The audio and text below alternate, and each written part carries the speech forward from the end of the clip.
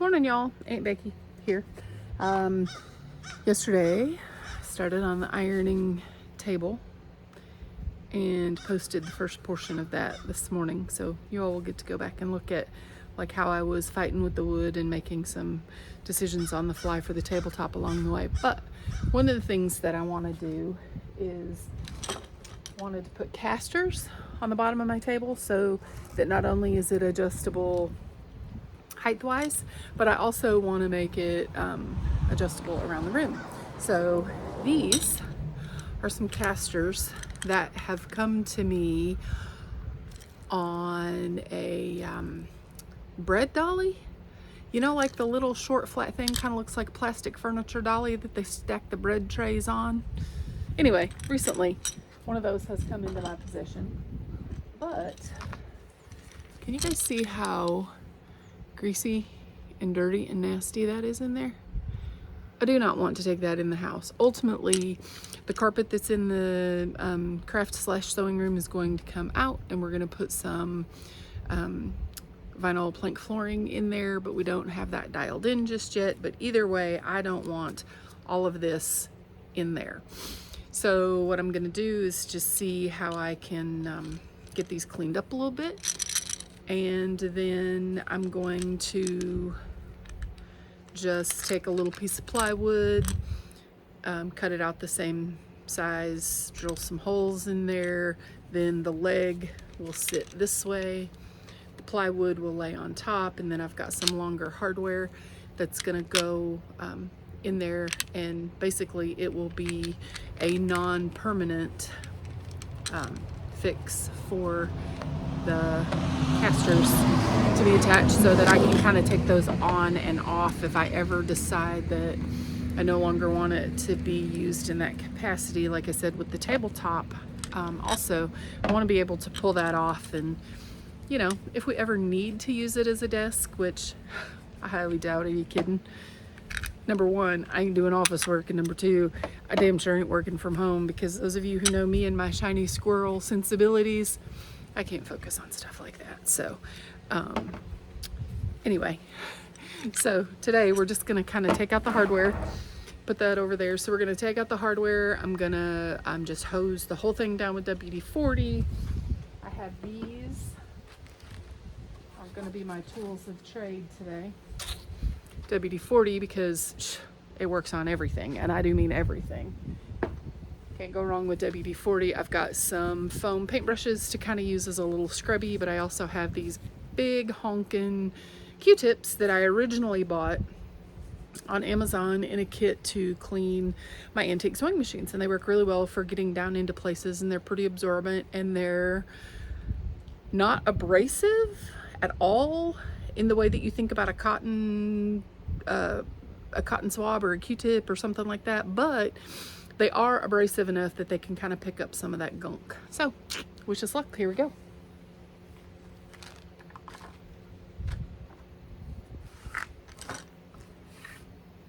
I did one earlier just to kind of see if these Q-tips would fit down in there.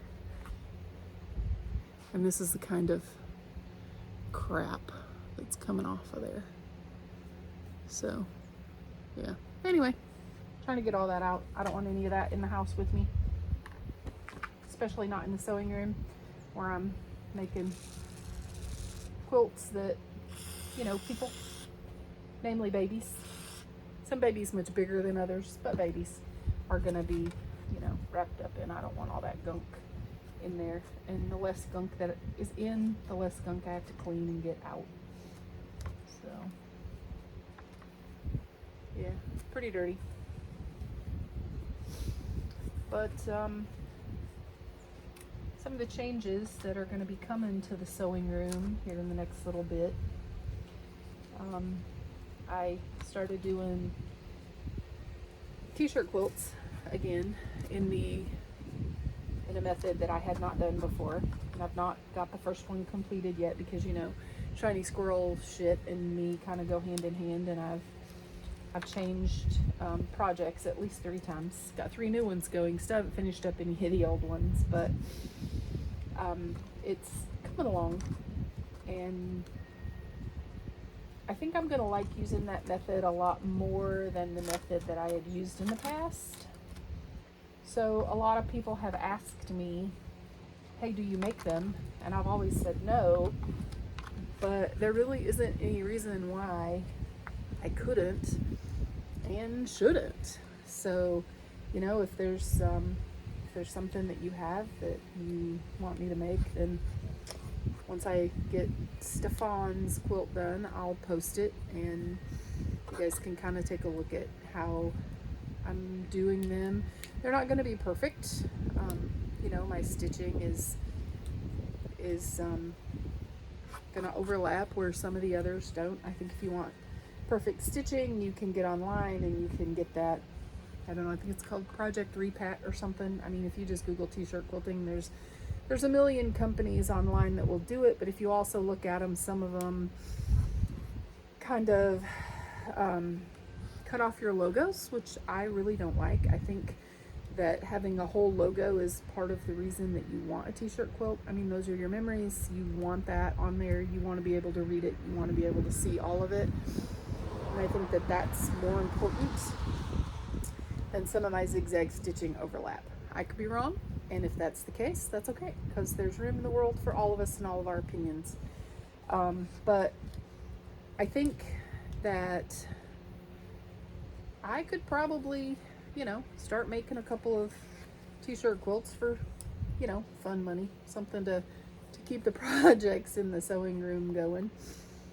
But as I've been looking around online, I see that there are a lot of people who are doing it, and they are pretty friggin' expensive. So I don't know yet what I would charge to do one, but I definitely would have to be paid out for my time. You know, I've had friends ask me about doing them, and they are pretty labor intensive, time intensive, especially for somebody like me, I think. But the last thing that I'm going to do is make $1 million doing that sort of thing, especially making $1 million, you know, off of my friends. That's not what I'm about. Those of you who know me know that. So if I can, though, make a little bit of money on my projects and make some people happy in the meantime, then why shouldn't I? So I think that's what I might do. So Rachel, if you're listening, you're one of those, or watching, I guess, you're one of those people who have asked me to do a t-shirt quilt, and I've said no in the past. I would be willing to entertain it, but you know, I'm sure we could probably come to some agreement on price. But anyhow, if you all want me to do something like that, then just hit me up, message me, we'll discuss it, and we'll see what we can come up with. But I know that with the t-shirt quilt that I'm doing right now, the one I'm doing for Steven, it's really kind of cool because number one, I was pretty honored with the fact that he just brought me a big old stack of his memories and pretty much said, here you go ahead and, you know, cut them up, or, you know, go ahead and have creative license and do what you want to do with them. And at first I was kind of almost afraid to cut them up after I got them laid out and got them pressed and, you know, all of that. And then I just kind of went for it. And, you know, being trusted enough with someone's memories to just have creative license to kind of do whatever I wanted to do with them, whatever I thought was best, was really freeing for me, and I've really enjoyed that part of this process. So it's something that I'm definitely going to do more of. I know the Princess wants one for their old band shirts. Sweet White Chocolate wants another Harley quilt. So, you know, we'll get some of those things done. So, all right, I guess I can show you this one. I think I'm pretty much done with it. I don't know, it's very gritty. I might need to throw some grease in there. But can you see that in there? You can actually see the little ball bearings now. And then down in here, cleaned up pretty well. One of the things I haven't decided how I'm gonna do yet, these are super rough. And I think this is just like hard plastic. And I think what I might do is just take some sandpaper, just maybe hit it with a little bit of sandpaper and kind of smooth those out a little bit, just so that isn't horrible, and then that'll kind of clean that up too.